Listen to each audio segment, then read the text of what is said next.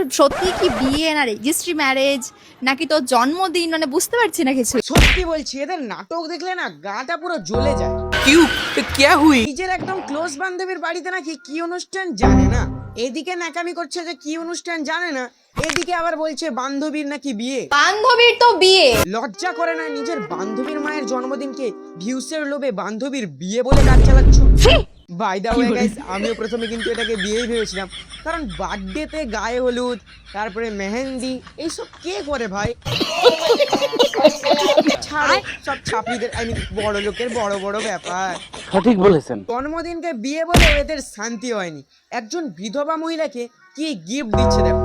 একটা অনেক বড় কাহিনী রয়েছে। লে, আগে গিফটটাই দিল না, তার আগেই তার রিয়েকশন দেওয়া শুরু হয়ে গেল। আরে আগে গিফটটা তো দিক সেই সুন্দর পলাটা কেমন লাগছে বলো? না। তোমরাই বলো, একজন বিধবা মহিলাকে কি পলা দেওয়া উচিত হয়েছে?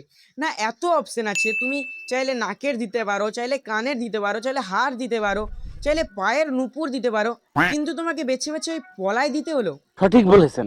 এইসবের পরেও এটা দেখো। সেই সুন্দর পলাটা কেমন? এখানে আমি কারো ড্রেস নিয়ে বা কোনো ড্রেসিং সেন্স নিয়ে কোনো কথা বলবো না, জাস্ট আমি বলবো এটা দেখতে তো এতটাও ভালো লাগছে না, তাই ভিডিওটা শ্যুট করার সময় অথবা ভিডিওটা এডিট করার সময় এটা নিচ থেকে তো বাদও দেওয়া যেত, কিন্তু এরা বাদ দেয়নি, কারণ এরাও জানে এগুলো পাবলিকের চোখে পড়বে, একটা ছোটোখাটো কন্ট্রোভার্সি হবে, পাবলিক কমেন্টে গালাগালি দেবে, এগুলো তাদের কোনো যায় আসে না। এরা শুধু ভাবে যে কিভাবে ভিউজ বাড়াবে, কিভাবে এঙ্গেজমেন্ট বাড়াবে, তাতে যদি কারোর মান সম্মান নিলামে উঠে যায় এদের কোনো যায় আসে না। এটা ছাপড়ির একটা পুরো গঠনগত বৈশিষ্ট্য। शर्म करो, भगवान से डरो। এরা ভিউসের লোভে নিজের বান্ধবীর মাকে পর্যন্ত ছাড়ছে না। শেষে এইটুকুই কথা বলবো, ভিডিওটি শুধুমাত্র এন্টারটেনমেন্ট পারপাসের জন্য ছিল। দয়া করে ভিডিওটিকে দেখবে, মজা নেবে আর ভুলে যাবে, গায়ে নেবে না।